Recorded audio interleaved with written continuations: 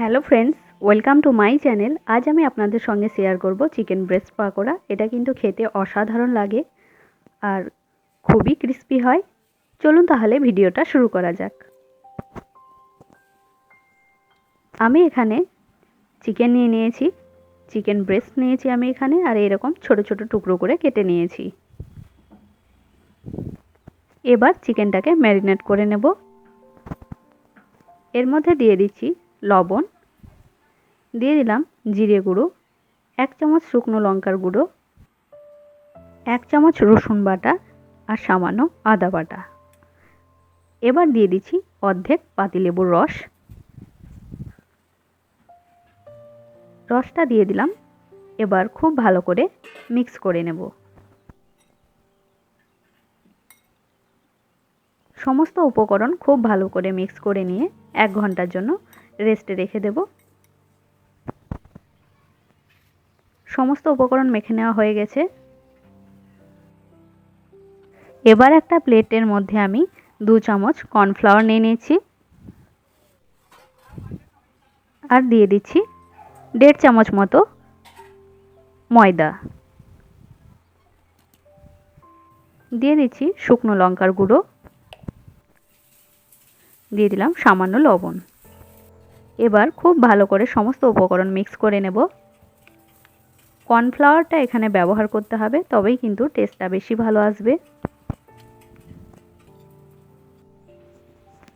Mix করে নেওয়া হয়ে গেছে।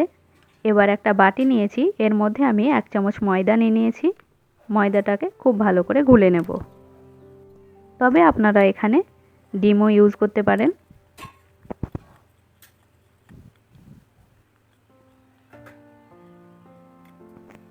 খুব ভালো একটা ব্যাটার তৈরি করে নিয়েছি।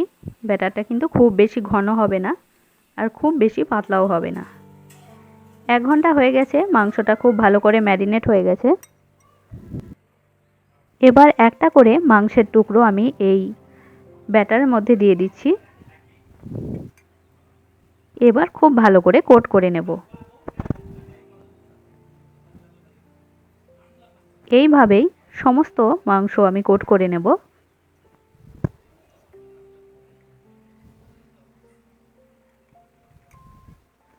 এইভাবে পাকোড়াটা তৈরি করলে কিন্তু ভীষণই ভালো লাগে।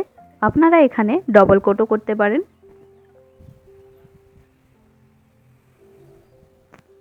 আমার সমস্ত মাংস কোট করে নেওয়া হয়ে গেছে। আমি এখানে সিঙ্গেল কোট করেছি।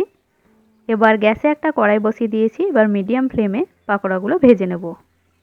তেলটা হালকা গরম থাকবে, খুব বেশি কিন্তু হাই হিটে ভাজবেন না, তাহলে কিন্তু মাংসটা কাঁচা থেকে যাবে আর বাইরেটা পুড়ে যাবে। এইভাবেই মিডিয়াম ফ্লেমে আমি পাকোড়াগুলো খুব ভালো করে ভেজে নেব।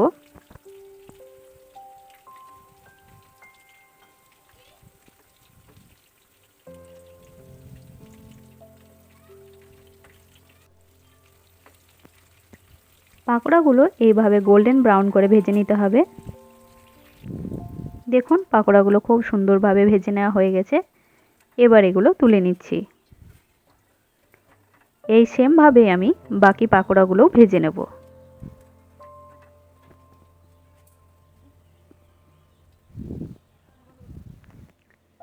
সমস্ত পাকোড়া আমার ভেজে নেওয়া হয়ে গেছে।